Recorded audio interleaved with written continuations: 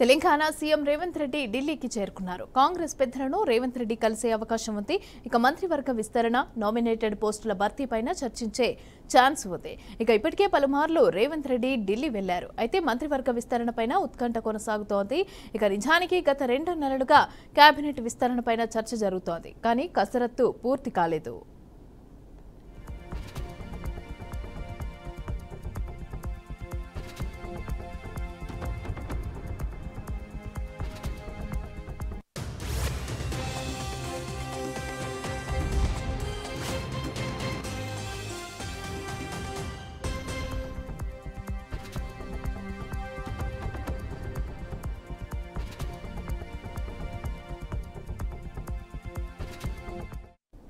Telangana CM Revanth Reddy ఢిల్లీకి చేరుకున్నారు. కాంగ్రెస్ పెద్దలను రేవంత్ రెడ్డి కలిసే అవకాశం ఉంది.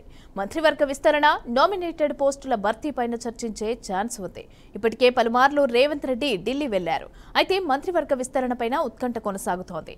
నిజానికి గత 2 నెలలుగా కేబినెట్ విస్తరణపైన చర్చ జరుగుతోంది. కానీ కసరత్తు పూర్తి కాలేదు.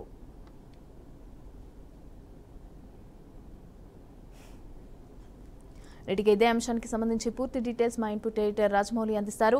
రాజమౌళి, చెప్పండి. తెలంగాణ సీఎం రేవంత్ రెడ్డి ఈ రోజైతే ఢిల్లీకి చేరుకున్నారు. అయితే దీనికి సంబంధించి కాంగ్రెస్ పెద్దలను కూడా కలవనున్నట్లుగా తెలుస్తోంది. మరి దీనికి సంబంధించి కసరత్తు ఇంకా పూర్తి కాలేదు, దీనికి చర్చిస్తున్నారు. అంటే ఏం జరిగే అవకాశం ఉంది?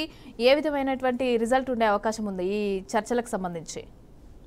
అంతా సీఎం రేవంత్ రెడ్డి గత రాత్రి 8:30కు ఢిల్లీకి పయనమయ్యారు. ఇక నైట్ బస్సు చేసి అనంతరం ఈ రోజు ఉదయాన్నే ఏఐసిసి ముఖ్య నాయకులను కలవడానికి ఒకరి వెనుక ఒకరిని కలవనున్నారు. ఇక ఏదైతే మంత్రివర్గ విస్తరణకు సంబంధించి గత 2 ఏళ్లుగా కొరబడుతున్న నేపథ్యంలోనే తన బిజీ షెడ్యూళ్లను కూడా 3 రోజులుగా కుదుర్చుకున్నాడు. 3 రోజులు హస్తినంలోనే ఉంటున్నాడు అని తెలుస్తుంది. ఈ నేపథ్యంలోనే ఏఐసిసి ప్రతినిధులతోటి మంత్రివర్గ విస్తరణలో మంత్రులుగా ఎవరెవరిని తీసుకోవాలి, ఎలా మార్పులు చేయాలనే దాని మీద కసరత్తు చేయనున్నారు. అది పెద్ద నేపథ్యంలో ఉంది కనుక ఎవరు సీనియర్లు ఉంటారో దీంట్లో ఎక్కడ కూడా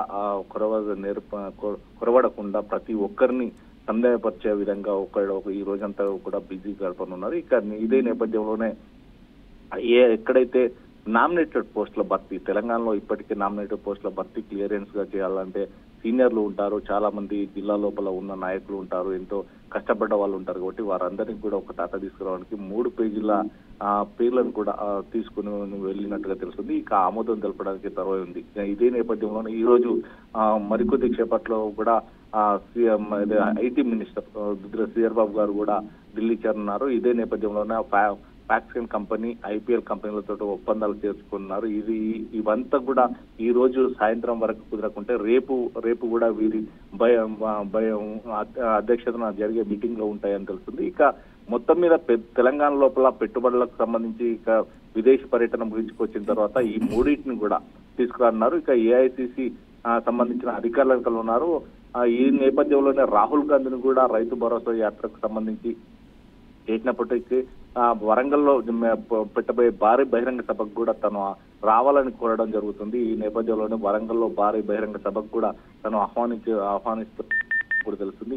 ఈ నేపథ్యంలోనే తెలంగాణలో ఒక్కసారిగా పెట్టుబడులకు సంబంధించి కావచ్చు ఇవన్నిటిని కూడా చర్చించి ఐఐసిసి నాయకులతోటి ముఖ్యంగా చర్చించి ఒకటి రైతులకు రుణమాఫీతో పాటు 6 గ్యారెంట్ల పథకాలకు సంబంధించి ఇవన్నీ కూడా చర్చించి తాను 3 రోజుల పర్యటన ముగించుకొని తిరిగి వస్తానట్టుగా మనకు తెలుస్తుంది.